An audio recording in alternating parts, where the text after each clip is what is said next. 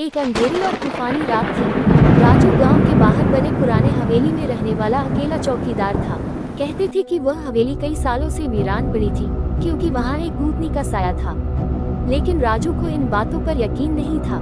एक रात जब आसमान में बादल गरज रहे थे और बिजली चमक रही थी, राजू ने हवेली के अंदर से किसी के हंसने की आवाज सुनी।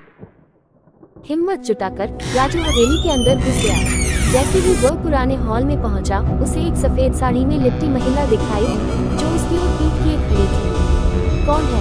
उसने कांपती आवाज में पूछा, लेकिन कोई जवाब नहीं आया। अचानक महिला ने धीरे धीरे अपनी गर्दन घुमाई और उसकी आंखें सीधे राजू पर ठहर गई। उसकी आंखों में खून का लाल रंग था। डर के मारे राजू के पैर जड़ हो गए। वह चीखना चाहता था, लेकिन आवाज उसके गले में अटक गई।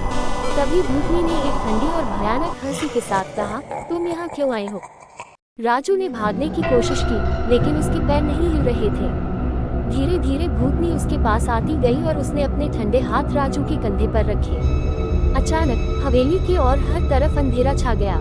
सुबह गांव वाले आए तो उन्होंने राजू को बेहोश हालत में पाया।